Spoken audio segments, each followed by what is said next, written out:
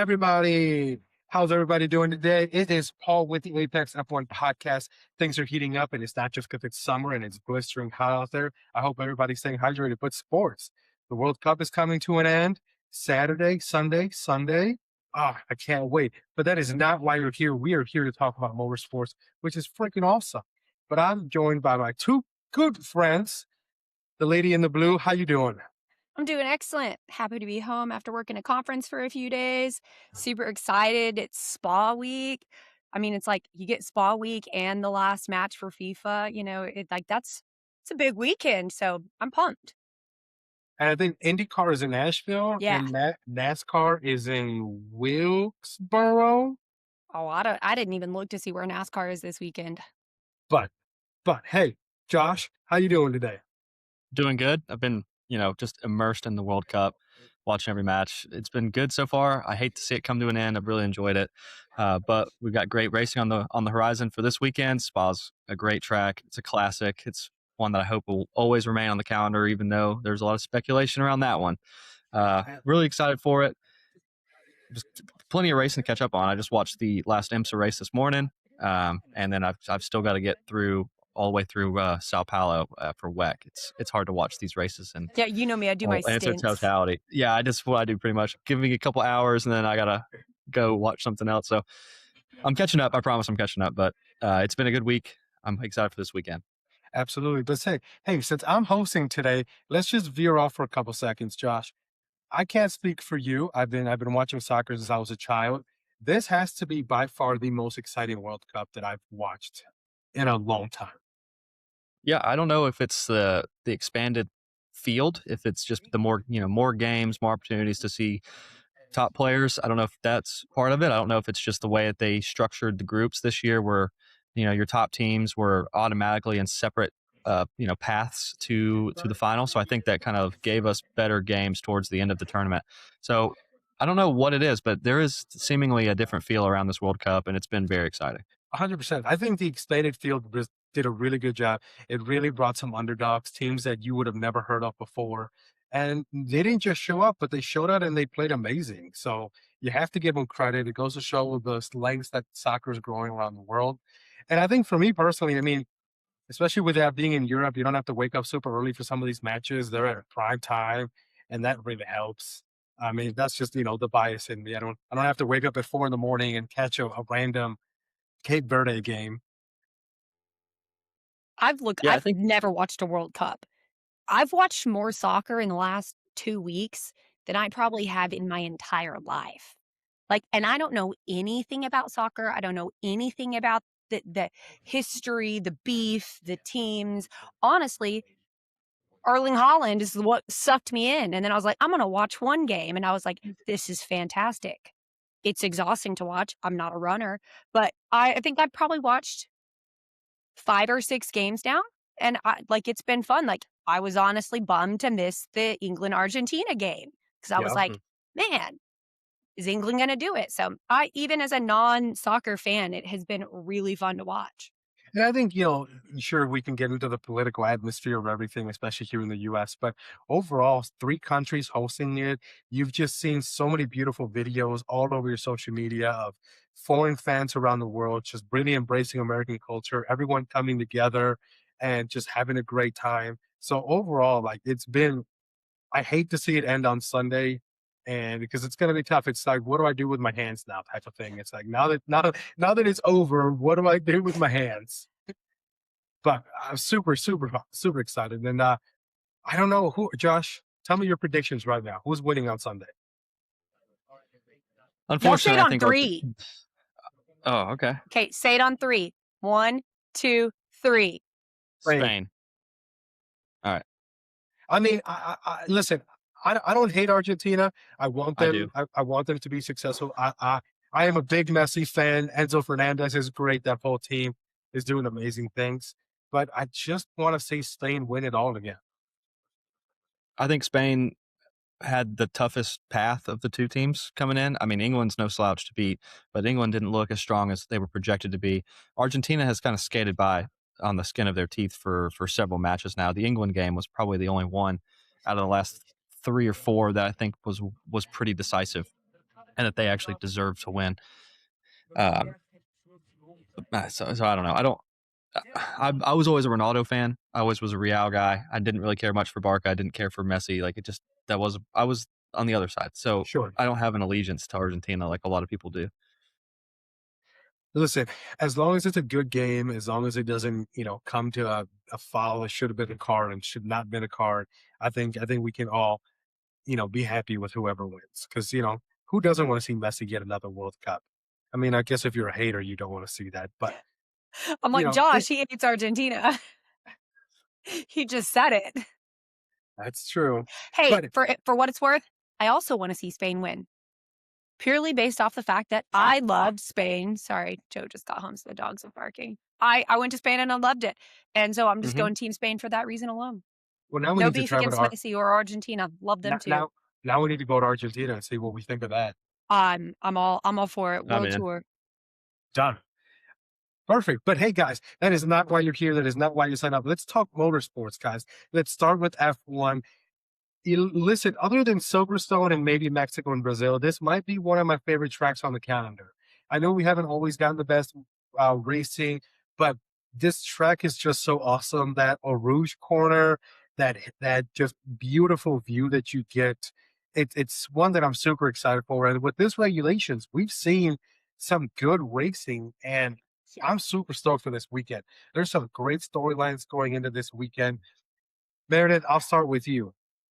Tell me what you're excited for when it comes to Spa in the beautiful country of Belgium, correct? I have that Belgium. right. Yeah. Belgium. Yep. Basically every single thing. I love Spa. Spa's Basically, D, all the above. Yes. The answer is yes. That is, like all the TikToks that are like, the spa day they thought I booked versus the spa day I actually booked. Have y'all seen those? That Yeah. is me. I would way rather go spend a day at the spa racetrack than an actual spa. It is always one of my favorite races of the season. I think it is one of the most iconic tracks. It is absolutely beautiful. It is I don't know. I'm a little nervous seeing that there's rain in the forecast this weekend. That makes me very nervous. I mean, I saw all the tributes and stuff that they did today for Antoine Hubert, and so I think it is such a historical track. I think the scenery is beautiful. I know in one of our other episodes we even talked about when it was like when they had the endurance race there. Would I rather go to an F1 race there or an endurance race there? I think I would want to go to an endurance race there. But it is Really? absolutely iconic. I'm super excited for it. Yeah, I think it'll be a good one. I always love the timing of it too. I love where it falls in the calendar. I love that time of year. The weather there is perfect for good racing. I'm really interested to see if this year's race, given the new cars being a little bit zippier, a little bit racier, if that's going to lean us to more exciting racing there than maybe we've had in some of the years past. But I love Spa, love it. Josh? Well, I don't know what else there is to say. Meredith's spot on. Belgium Meredith said I'm it is all. Spa, Spa, Podcast over. Ton. See what I did there? Belgium is just an awesome country this time of year. It's so beautiful. It's tucked away in the mountains. This is just one of the best racetracks in Europe. It's picturesque. Well, I mean, like Meredith was saying, I think we talked about it before. Like the endurance racing, with the shift from day to night, like that period of when the sun's going down and Eau Rouge has just got banked in that nice sunlight. It's so cool to see that racetrack lit up in different ways. And I think Formula One's this is I don't know why this is not a cornerstone like track for Formula One. It's every time we talk about adding a track and which of course inherently brings us to which track are we getting rid of. It seems like Spa is always on the chopping Monaco. block, just like we saw Imola. Right. It's one of those I don't understand why we would eliminate a European race. Those especially at such an iconic track. So I hope that they can maintain Spa on the calendar. I think it's deserved to be there. It's one of the few. I would rather lose a street circuit than a mainstay of what makes the European leg so great. I think for me this is the first track that I think the cars are really going to stretch their legs with this new cycle, this new regulation cycle. The long straights, right? This is the first of this is one of the few tracks I can think of that have two long consecutive straights. Now, being said, unlike Vegas or Monza, there are opportunities to build battery charge back with some of the slower corners. So I do think that of like the longer straight tracks, like Vegas, Monza, Spa, Baku. I think this one may have the best opportunities for like good battling and recharging and like actually getting to see what these regulations can really be with appropriate battery management. So I'm really interested to see this one as opposed to Silverstone or a couple of the other races we've seen this year that maybe weren't as exciting. I have high hopes for Spa, which is fun because we haven't Yeah. had a great race in Spa in feels like a while. The last excitement that came out of there is I feel like the double DNFs and what was that 2 years last year, 2 years ago? Was that last year? I think it was last year. Might have been 2 years ago. The double DNFs, we had plankwear issues. There was weight issues. Who was it got was it I'm both the like, first? every time I hear double DNF plank issue, I go McLaren, Vegas. Yeah, Worst and thing of then my you life to also could wake up think to after such a great trip. She like still talks Lewis to her and therapist about that. I really should. I have a question, a dumb question after you finish looking that up, Josh, and I need you guys to not judge me for this, okay? We're already judging way before the question gets even I asked. I'm not a technical girl. I'm not an engine girl. Given the hybrid battery split, and, like, I'm thinking about an uphill climb with Eau Rouge, which the steepness of that climb is more steep than the climb in Austria, where you have that climb, you immediately come around the corner, you have a downhill, recharge there.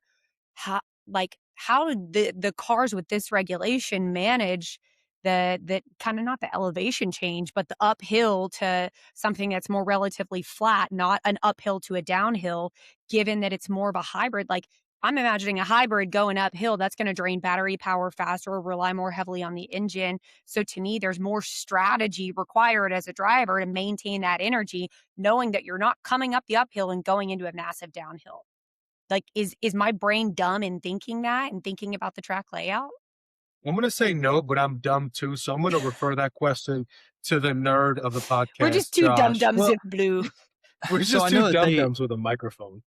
the teams changed the battery and the split between the battery power and the power unit itself.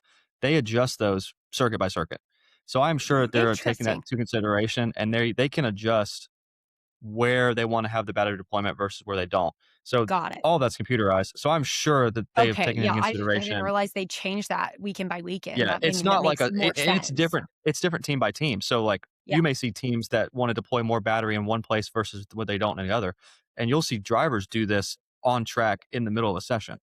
Like they can make that adjustment on the wheel, right? That's part of the yeah, computerization of the steering wheel, so they can change how much energy they want to deploy at a time. So that kind of plays into the strategy bit of this. yeah.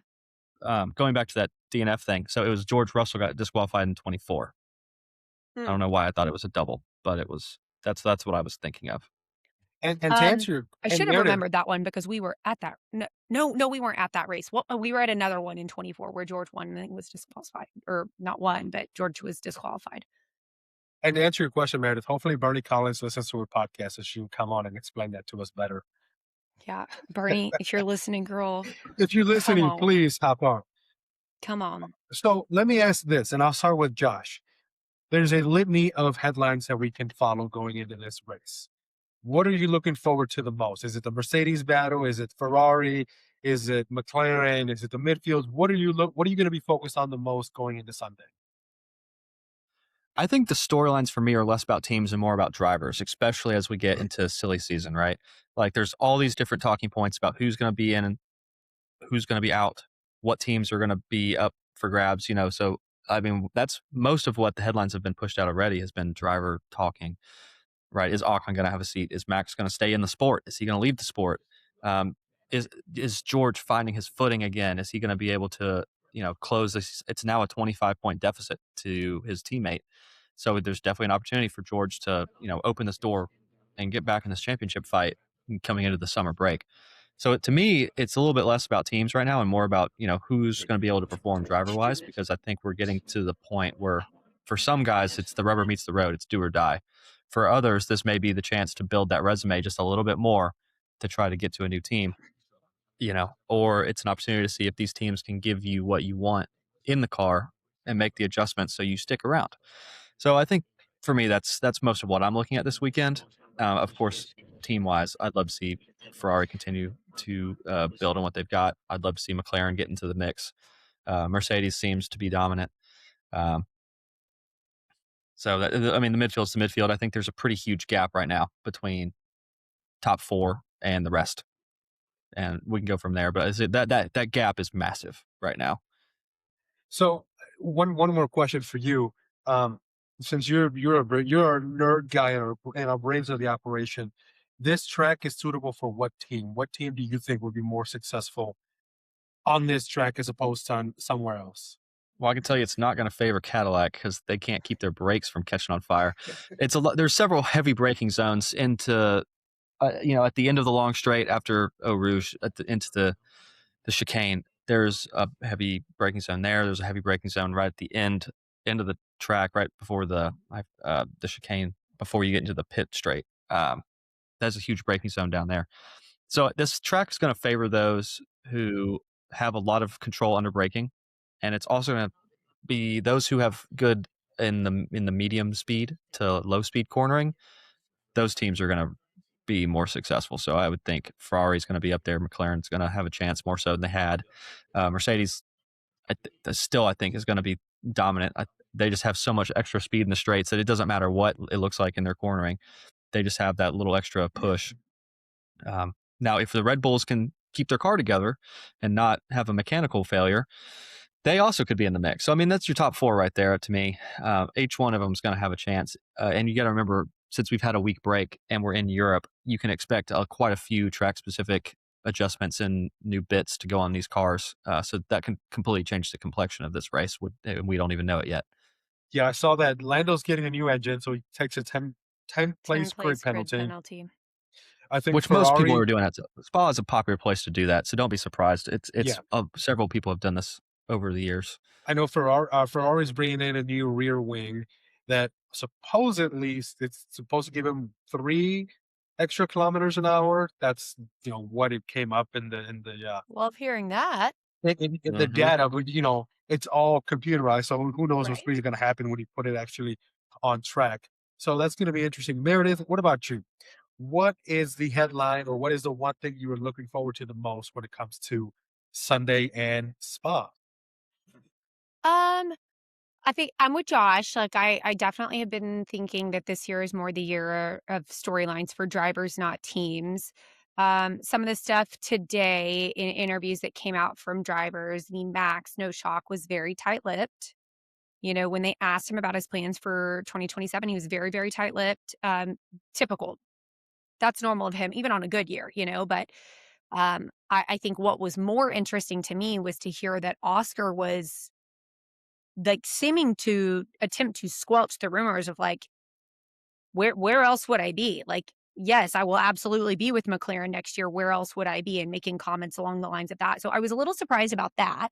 Um, but I am interested about the dynamic of, Lando taking an engine upgrade, being willing to take the penalty. Well, what's happening with Oscar? If they're like, what are it?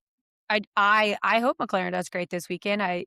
If Josh is spot on, it would be nice to see them up there. Lando's going to have a hell of a fight with the 10 place grid penalty. I know that we feel like Mercedes has a ton of speed in those straights. The thing I worry about with them is like this is one of those tracks that for them, it could be putting together the best race of their season. And they could 1-2 this thing so easy if they can master some of those turns and everything, but they've got the speed in those straights because it's the longest track of the season, but it's also not like it's the fitness band that to me is kind of almost like the straightest on some of those sides. So I don't know. I think Mercedes could, if they don't have any failures like what has happened with George earlier in the season and Kimi a couple times now, I think Mercedes could do great. I think Max will do excellent here. That I think Max is coming in strong this weekend. I think we're going to see another really consistent delivery from Isaac Hadjar as well. I think the V carbs are going to do good again. The question is like, can they get that wing issue figured out and whatever else is the issue with Max's car? with reliability and maintenance issues because he has been driving great. And I would love to see him do well this weekend. I would love to see him just come in. They got it figured out. They had a couple weeks off. Let's get it figured out and dialed in for his safety and for him to be up there and be competitive. And I think that's probably going to play into a lot of his decision making for how the rest of the season goes. Absolutely. I'm still going to be interested in the midfield teams. What can a Williams do? Because I know, Carlos is not happy over there. They've made that very clear, and he's not happy. But What can they're also not bringing any upgrades right now. no, but one can hope, right? Can Alpine continue their upward trajectory that they've had of recent? I know last race they didn't really have a great showing, but can they continue to build on that? And yeah, also, can George and Kimmy get along without taking each other out to maximize those points for the team? That's going to be the big thing. I think they You know, can. you I think they think they could can get battle, and along? I think they could battle spicy, but I don't think they're gonna papaya rules it. Like, I don't think they're gonna Mm-mm. battle it out and take each other out. I think they're both 2 good class acts, and I think if they get to a situation where they're battling head to head, I don't see it being a situation yet. I could see there being a time later in the season maybe where they're, like, not willing to pull back, but I think right now they would play fair, but not dangerous. Yeah, I definitely think as the year comes to an end and those 2 points, those guys still at the top, I think it's going to start getting spicier with them, and there's going to be a lot more elbows out. Karen George is already, I can already hear him on the radio crying about something Kimmy did. Always. He's gonna cry about anything ever. Um, okay, interesting thing that I saw this week, about talks about Ollie Behrman, that Ollie Behrman camp is looking. We've all assumed that Ollie Behrman camp would stay put because we saw him being the next driver at Ferrari when Lewis Hamilton is ready to retire. But if Lewis continues strong performance like this and he is doing great this season, I mean, like, who knows how long Lewis could stay? So I saw a ton of different whisperings about Ollie's camp being meeting willing to meet with other teams and be open to discussions. And that like there were several teams specifically named that his management has talked to. Have y'all seen any of that stuff, or am I the only one on that Ollie Behrman feed? No, I haven't seen it, but I've been so busy with work, so I haven't really had much of a chance. I've seen the same rumblings, right? And I feel like any good manager of what could be, a great top driver here in the next couple of Right. years, they're not doing their job if they're not looking and putting feelers out, Yeah. right? You've got a driver who's got a ton of potential and has shown a ton of potential and is constantly touted as like Ferrari's next guy, right? Right. Why would you not be looking if any of these top teams are, you hear if I'm his agent and I hear, oh, Oscar Piastri's unhappy at McLaren. Well, I'm gonna call Oscar Piastri's agent and be like, Yeah. hey man, is there any, what are y'all thinking here? And then I'm calling McLaren and seeing what they think. So I think that's just them doing their job. I don't know if Ollie's really interested in leaving, right? He's Right. driving under If a I knew that my I potential would lineup in the next 3 years is a Ferrari seat, I'm not moving. and I'm still getting points I'm in getting a points. car that arguably should be getting points, I'm I'm staying put. driving Ferrari. I'm driving Ferrari power unit. Yeah, I'm using their same operating system, their steering wheel. I'm using all of their proprietary, the bits that a customer team gets, right? yeah. That puts him, and not to mention the fact that Haas uses Ferrari's simulator. Uh, So all of these different things add up to if you're slated for a Ferrari seat, why would you not be sitting behind, all the technology you can be in that says Ferrari on it that's just labeled as Haas, right? I'm not going to move. I'm going to sit where I'm at. I'm going to bide my time, bite my tongue, do what I need to do, and make sure that I'm the one that's getting that seat when Lewis does leave. But it could be 2 or 3 years. But I mean, Haas has looked better in the last several years than they had in years past. So they have. they put what they almost podiumed last year. It's like, yeah, it's right there. Yeah, I don't see anything wrong with him flirting with other teams and seeing what's out there and putting some feelers, unless there's a Oh, piece of agreed. paper sign says you have the next Ferrari seat. Fuck, go look around. Yeah. Go explore your Yeah. options to see what's out there. See who Yeah, you can. also, I feel like that's really great timing to start doing it now, and, when you get back into the renegotiation of contract season and stuff like that, it's like, "Hey, remember all these teams that want me? Oh, Yeah. if he keeps doing well, his value is only going to increase. And if Oh, for Ferrari does sure. But I'm eventually just get saying, him, if you're driving great, delivering results, and you've got competitive offers, you've got more room for negotiation on your salary of like, hey, you want to keep me on your bench? You want me to keep warming your bench for you? Then pay up. open up that wallet, big guy. But Josh makes a great point. I mean, all points, all fingers point to him going to Ferrari. Yeah. Ferrari power engine, or, power unit. Take a drink, and simulator and all that. So it would be look at Not that. We all sponsored, did but it. Red Bull and Long Drink. If you want to sponsor us, let us know. Perfect. Absolutely. We're not going to say no to sponsors. So, guys, any Which other one of the drivers headlines? is Finnish? Valtteri. Valtteri. Valtteri.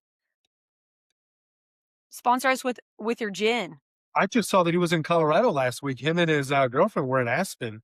Yeah, they spend a ton of time in Colorado Yep, do Yeah, a I ton because of need cycling. they're both massive into biking. I need to go buy a Huffy and see if I can follow them or something. They're doing Good luck. very different biking than what you would be doing on a Are Huffy, you Paul. saying I'm not ca- Are I you mean that saying with I'm not the ca- most respect possible. These are different types of biking. Are you saying I'm not capable to follow Valtteri and his in the 1000%. Then you're not wrong. I would not even attempt it. I I'll don't just even think I'd be able to hike up from the parking lot to the base of the mountain to get on the bikes to go on the trails they're going on. I'll just meet him at the finish line with like orange wedges and Capri Suns. At the finish line, Ah, I'm Ah, finish. she's killing it here. on my jokes She's today, you here all guys. night, folks. Don't forget to tip your waitress.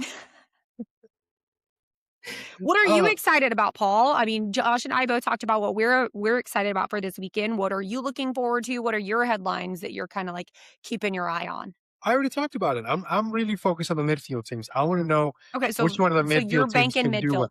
Because you always know, Ferrari's going to have a rocket, or Mercedes is going to have a rocket ship.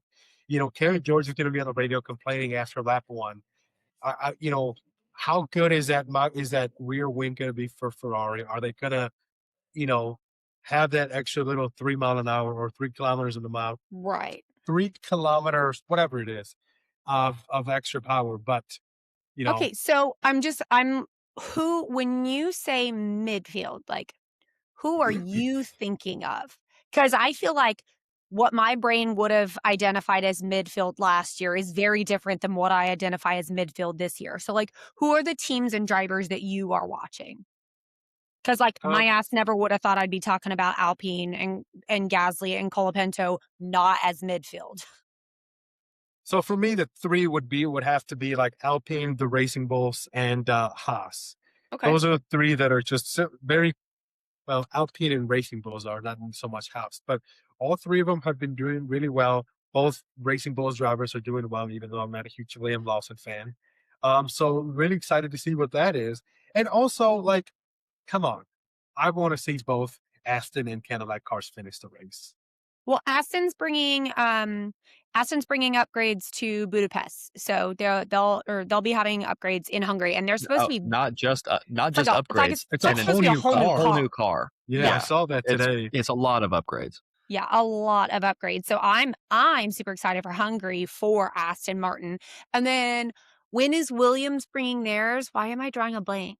Last year, 2027. 2027. No, 2027. they're doing similar to like Aston where it's bringing like this is the big upgrade package, right? Like a whole new car. I think Williams said that they are doing a big upgrade package at one of the races. I'll go back and look at which one it is, but it was like at an upcoming one. Like I don't know why I felt like it was like the Netherlands or something stupid, but I was like, that's okay. That would make sense. That's the first race back. Yeah. Like So good summer timing, good development time. I sent you guys a screenshot of a couple of tweets that I just saw that made me laugh. One of them was for Fernando Alonso. What is his objective for this weekend? He just goes, the target for Sunday is to get home and Go watch home the and watch World the Cup World Cup game. final. And then the other one, Azerbaijan. Nico Hulkenberg was asked about possible Carlos joining them in the Audi next year.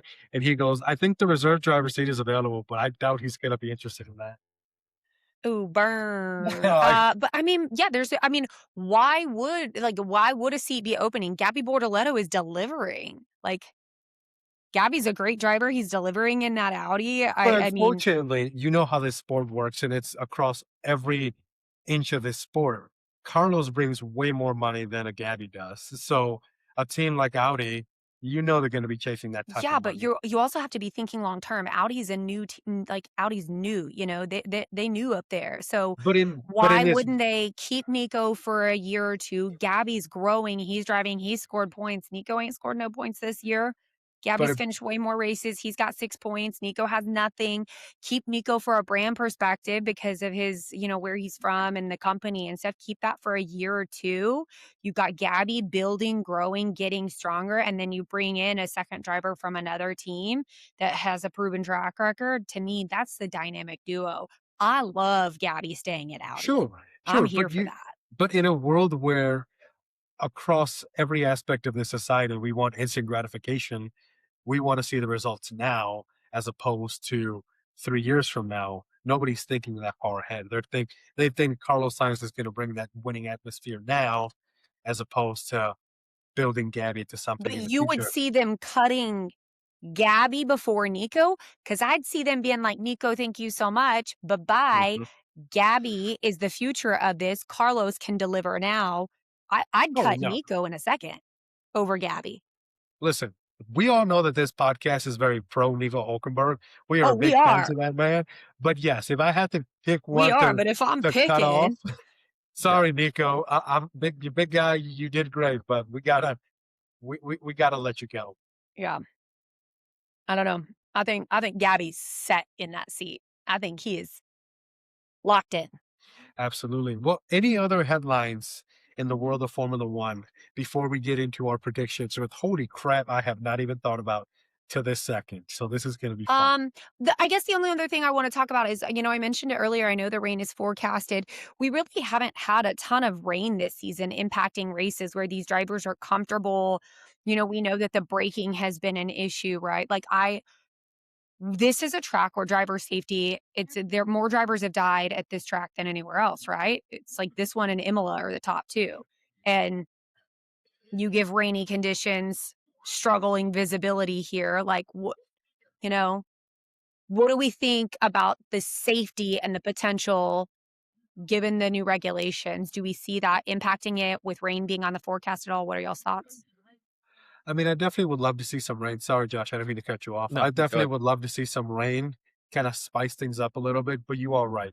With how dangerous this track can be, and especially that Rouge corner with how fast you're going, I can definitely see what is this cat doing? Stop it. I can definitely see Formula One being a little more hesitant when it comes to things and red flagging a race a little quicker than they otherwise would have in previous years. Man, but I'm okay with that. Like, if we're gonna Sure. red flag a race, As long as it like, doesn't but end then we're on a gonna get to safety finish, as I long as would it way doesn't rather do end that than what we had finishing under the safety car. yeah, as long as it doesn't end on a safety car, Yeah, fuck it, red flag it for as long as you want. I don't But care, but that's the as long trick. You as can't do it as long as you want. There's a that is yeah. set true. amount of You time. do. It's It's not if like you don't finish NASCAR the where you race in finish the what race. Yeah, like tomorrow, NASCAR yeah. finished the race at 2 in the morning. That was Yeah, insane. they have 90 minutes, I think, and it's if it's not over 90 minutes, it's it. It just ends. So you can't really red flag it for a long time. Yeah, So my issue here is not necessarily weather related. This track is going to be dangerous regardless of the weather. Sure, we can always say that weather can play a factor in wet conditions. We've seen it. My issue is closing speed.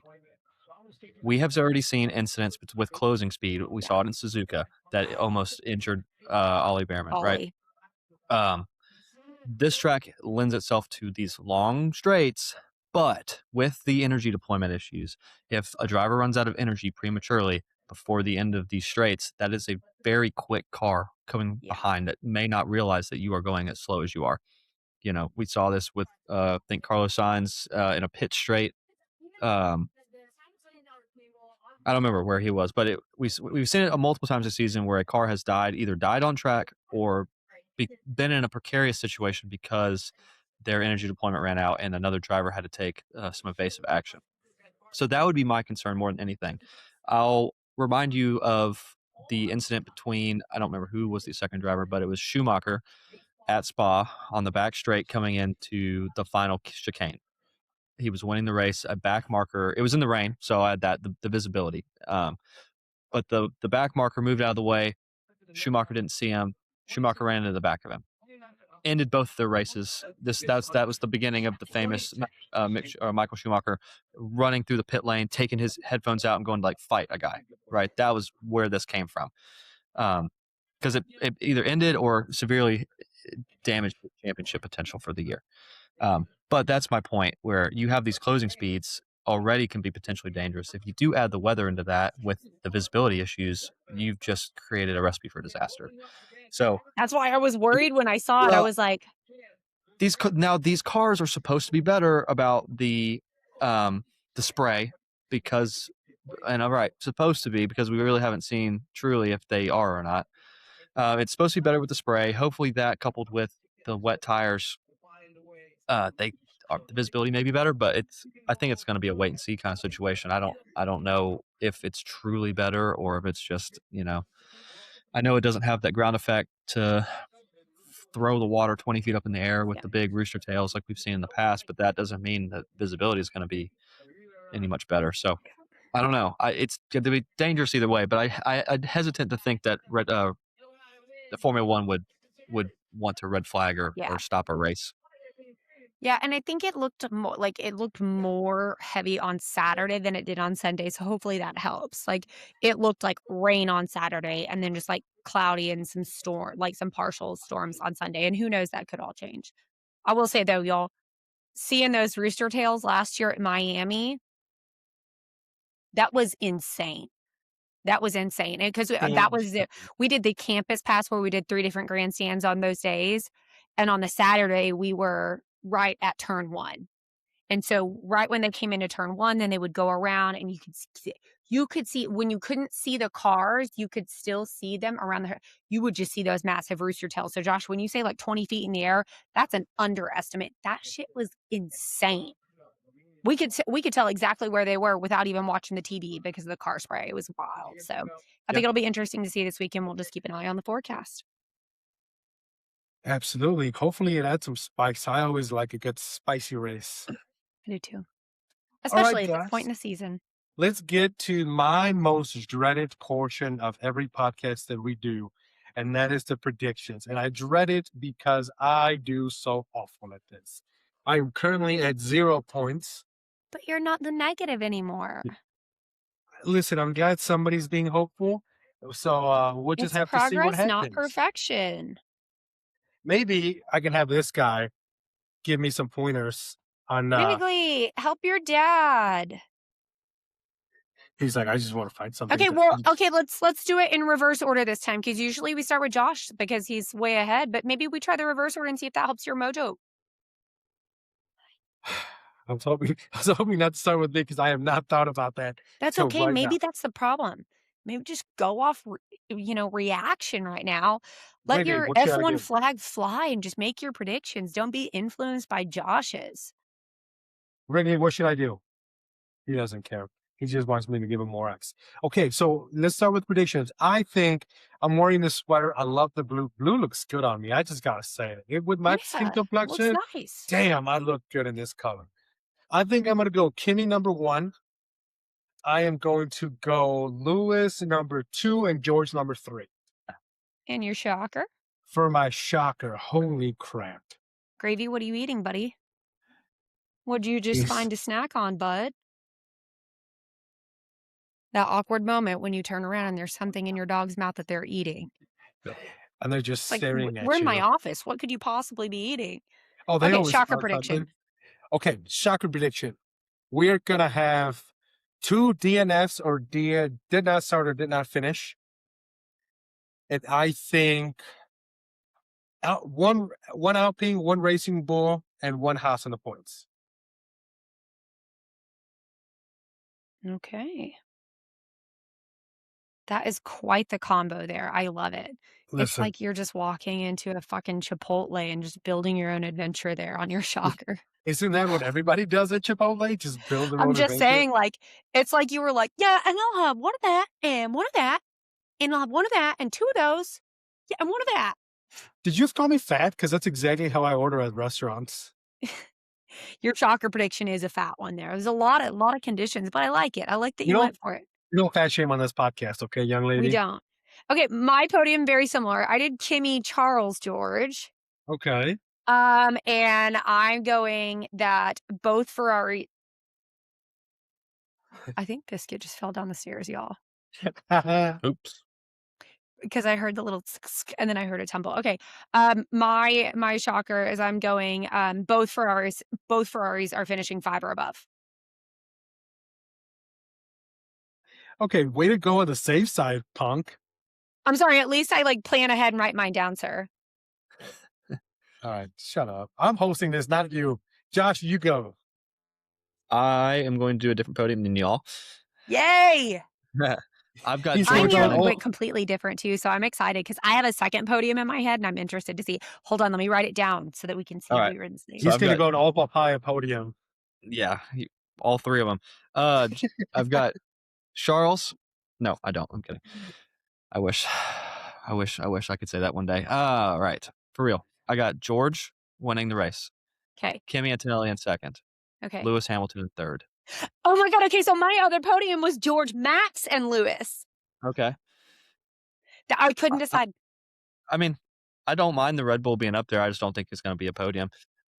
I'd All right. I'd even say if we could extend it, I'd say Max fourth. That I would be Yeah, pretty I've got comfortable Max there. in my 4. I'd Yeah. be pretty comfortable with that. My shocker prediction: I will have all of the Mercedes power unit teams will score a point. All Mercedes power unit teams will finish. So what does that involve? That involves No, the score a Mercedes, the point. McLarens, Score. Mercedes, Alpine. McLaren, Alpine, and who else? Oh, Williams. Williams. Damn, dog, that's bold. That's ballsy on your part. I do because like it gives me a little bit of safety, but then there's a couple that you're like, ooh, maybe I don't know. I love that. I kind of like that too. I love that. That's a fun one. All Yeah, right, that's so fun. that wraps up our Formula One portion of today. What do you guys want to talk about next? Indy, NASCAR, or our ever beloved WEC or IMSA, whatever you guys call it? I would like to talk for 2 minutes on the NASCAR Atlanta finish. No more. Okay, you know what? Hey, let's talk. Let's talk NASCAR. Y'all, They were at the Super Speedway in Atlanta, insane. and they had to red flag it for like 3 Rain. hours because of rain. And we had let's just get to the end. It was a crazy finish. 3 Correct me if wide. I'm wrong, but Ryan Blaney ended up winning that race, right? And he was on pole, Yeah. So which he I won it was all the already way. excited for him to be on pole. And then he ends up winning it after Carson Hocevar is leading into the last lap. And then it was like watching like that Indy 500 last quarter 2 years ago where Pato loses it, just absolutely devastating. I still have PTSD from that. I love Carson Hocevar, so I was super excited for him to win it, but I love Ryan Blaney. So I was like, if he's going to lose it on the last lap, I want him to lose it to Ryan Blaney. I thought it was exciting racing. I thought it was fun. I had to just watch the replay the next morning because there ain't no way I'm staying up past like 10 o'clock. The most shocking was that Bubba Wallace ended up finishing fourth. Yeah, he was up there. He was fourth, but he got a penalty What did he get a for penalty for? exceeding track limits. So he ended up finishing 28th or 29th. I So didn't yeah, know he got a penalty. That's hilarious. yeah. So so he got a penalty for that, and he was not happy about it. But rules are rules. I think there's Yeah. certain from what I've gathered, there's certain tracks that NASCAR tries to really harp on. You can't use the apron to go, and this was one of them. So, well, I don't know. You can make the argument that he got pushed. You can make the argument that whatever happened, but Bubba was not happy when it comes to that. I get that. But what an exciting finish. Like just one lap. I could have just watched one lap and been happy. And then Ryan Blaney, after he won at 2 a.m, So, because went and got Harley, his motorcycle and then drove the track with his big old motorcycle, just his cruiser. It was awesome. oh, I love the interview where he's like, "Are we live?" And he's like, "Yeah, I took a 3 hour nap." He says it first and then he's like, "Are we live?" And he goes and just walks off. He walks on. So this weekend they are in what is the name of that track? You said North Wilkesboro? North Wilkesboro Speedway Where's that? in What is no that? in North Carolina. It makes me think of a red and white checkered tablecloth. Very I fancy. I don't know why. It's giving those vibes. I don't know a thing about it, but yeah, it'll be a fun I one. I'm gonna be honest, I probably won't watch that one because I feel like I'm gonna be, like, motorsported out because 'cause I'm, like, spa in the morning and then World Cup, like, and we got NASCAR, NASCAR. Nashville NASCAR. I IndyCar. love Yeah, it. Yeah, so NASCAR IndyCar is in the beautiful Nashville, well, outside of Nashville, which is an oval race. I went to it last year, was a lot of fun. They this year they're bringing in a new tire because last year they had some issues with tires blowing up and kind of destroyed panels because race. it's hot as fuck. And especially July, Josh knows it, Tennessee, it is warm as hell. Yeah. So it'll be Show interesting. everybody your IndyCar tattoo. It's your IndyCar tattoo. souvenir. IndyCar tattoo. That's his souvenir from last year, y'all. Absolutely. So they are going to go right literally after the World Cup ends on Fox. They are going to start the race. So it'll be interesting to see what type of ratings they get. Yeah, agreed. This is one that I would have loved for us to be able to all, like, go to and meet at because I think it would have been a fun one, but I'm like, my schedule's just been bonkers, and I'm so excited to stay indoors this weekend Rum- and just watch stuff on TV. Rumor has it that this one might not stick around the calendar. Well, that's why they shifted it because drivers weren't happy with it being the last race of the season, so they flipped that with Laguna Seca in hopes that that's a better season finisher, but I could see Nashville moving off the calendar easy. Well, no, the rumor is Nashville is going to move over to a street circuit in Nashville on Broadway, Yeah, and that'd they be think way it's going to better. be better. That'd be cool. Be way better. Well, I've really come to enjoy the oval racing when it comes to IndyCar because it just gives you so much more action. I'm Yeah, but hoping it's they could. Nashville. A No, no, no. street race in I'm not Nashville is disagreeing with you. iconic. I'm not disagreeing with you. And I think IndyCar is seeing what happened in Arlington this year Yeah. with Texas Stadium or Calgary Stadium, whatever the hell you call it. So I think they want to, piggyback on that and run that success. Personally, if it was up to me, I would have both races. Give me a street circuit on the streets of Nashville down Broadway and give me the oval racing outside of Nashville. Because that would They have just give you a lot of fun they have racing. But I don't plenty of know. ovals. They're not gonna Well, do Boo. both. Boo ovals. They're no you fun. know what? I'm here for some ovals. I'm with This you, Paul. I do like an oval. I would rather see another oval stay on the track and hey Nashville Josh, convert to a street race. Dude, if I need to go to sleep, I just flip on an oval race and I'm right to bed like a baby. that was me, but I've really come to enjoy oval racing, especially watching It's NASCAR because you've so gotten into much. NASCAR, which makes you have a different level of appreciation. And then when you see an IndyCar do an oval track, it makes you have an even higher level of appreciation. Yeah. Plus, I've enjoyed going to. I really enjoyed going to the Nashville race. You see the action the entire way through, and that's kind of cool. Because No, in see, Coda, now I'm down with a stadium race, right? That's one of the reasons I think that the Daytona 24 is just an incredible race because you can see the whole thing. I'm all for a stadium, but like Yeah. open up the infield, give me a little bit of a circuit in there. You can still have your high banking, but just give me a little something in the middle in the I infield. know something. Well, just a little something to spice it up. Josh wants some left-handed and some right-handed turns in there. I need both. I need both rights and lefts. He Nothing he wrong with needs that. he needs a little mix of both. Little both. Nothing wrong with that.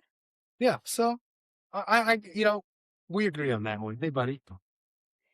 Josh, tell us about you said you just finished watching the IMSA race. Tell us about the IMSA race. I did. So IMSA race was fun. It was only two classes, well, three classes technically if the GTs count. So you have your GTs were split up into two classes, and then the LMP2s are racing.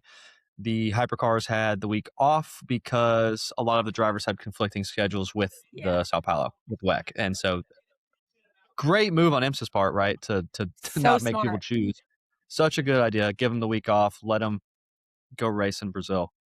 So you had a lot of your gentleman drivers in the LMP2s, and they were the headliners. It's the only race of the season that they are the headliners. It That's was a cool. I fun, didn't know that. That's awesome. yeah. It's like their time to shine, kind of. So fun race. I don't think I'd ever watched a race at the Canada Motorsport Park. Right.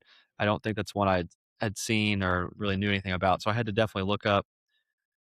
Uh, I'm pulling up the results. How do I spell Canada? How do But you spell so that Canada? was Did you just so say it how do you spell Canada? I was thumbing badly. Uh-huh. All It's right. So the Canada. Nobody LMP2s, cares. that's right. The number 43 with Tom Dillman and Jeremy Clark, they took it from start to finish pretty much. Had obviously pretty good strategy. They were there on pole position, so they took it pretty clean. It didn't look like there was a whole lot of challenger there. The only one that was anywhere really close was the number 4, which had a little stint there at the beginning where they were in the lead, but they were pretty quickly overtaken. Um, hey, AO Racing, I do love like their program. I think they're pretty. I think they're one of my favorite. I hate being like of course that's the like the bandwagon fans, right? I think Everybody it's loves the cool correct seat. though. Their Their paint livery schemes is are great. awesome. Their marketing is really, Yeah, really good, and so they're always a car that I see, and I'm like, ooh, I know, I can easily recognize that car. I think PJ Hyatt's a very good driver, and I would like to see him in a hypercar at some point. that'd be Uh, cool. yeah, I would like to see him take a step up, or even get a factory drive somewhere. But Yeah. they came in third. Um,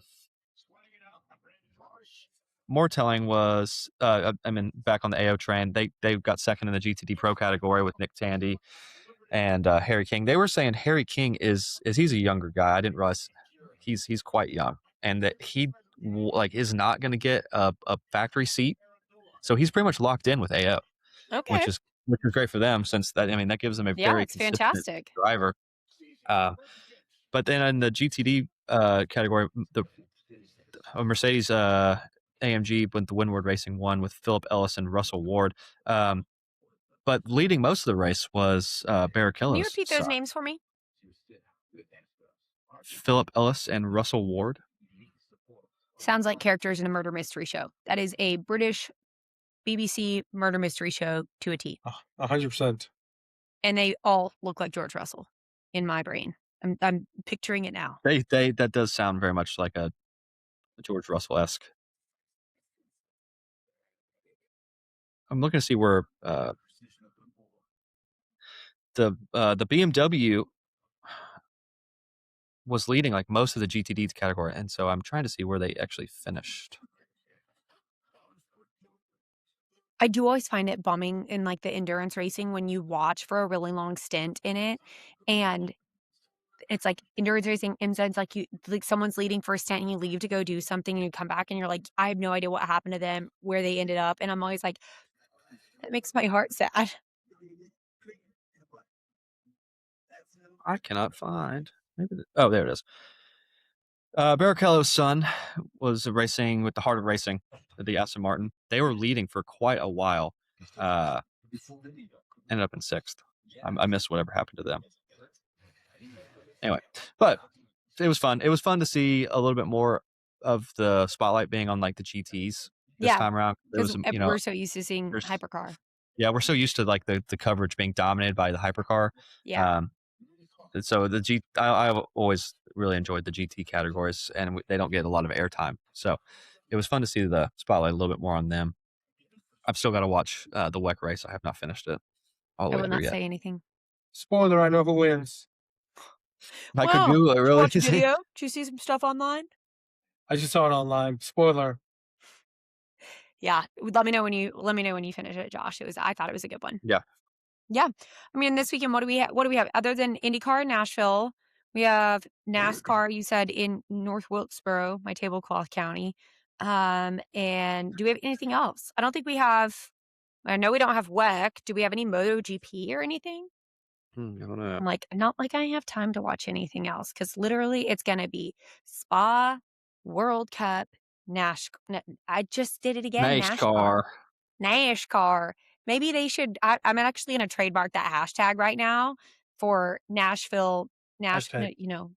NASCAR. Hashtag NASCAR. NASCAR. Yeah, so it'll be a great weekend full of racing. Yeah, should I'm hopefully be a excited. good time. A lot of good racing.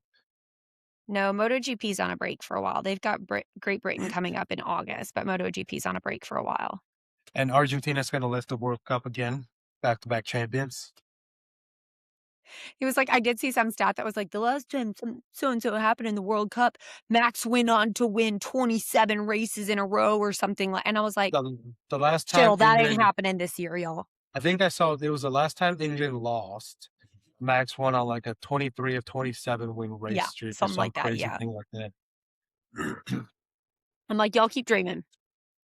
Absolutely. But hey, guys, any last final thoughts before we wrap it up for the evening? Nope. I'm excited to watch spa, debrief it with you guys, debrief the World Cup final. It's going to Next be a week will lot be of a fun. juicy one. I can't Yeah, wait. it should be a good one. I hope we have some fun headlines to talk about. And of course, you know we're going to talk about George and his Karen radio frequencies. Oh, So, that's a fun challenge for us. Everybody, all three of us, let's all write down what our favorite Karen George radio message is of the weekend, and we can do a segment on our favorite George radios from the weekend. done. Deal. That sounds fun. Easy I like enough. that. And on that note, guys, please don't forget to like, share, rate, review, comment with us, interact with us. We want you, want to get to know our fans. Listen to all our episodes. It's been fun. It's been great. I hope everybody has a great week. Stay hydrated because it's hot and enjoy some wonderful racing. Stay hydrated. Listen, Miss Live Nashville in Colorado IndyCar for You 10 moved to attendant. minutes. Colorado, and all of a sudden you're a different man. I'm a changed man. There's less oxygen up here, so I'm even dumber than I was at sea level. I didn't think that was possible. And on that note, guys, take care. We'll be back next week to talk. Bye, everybody. See ya.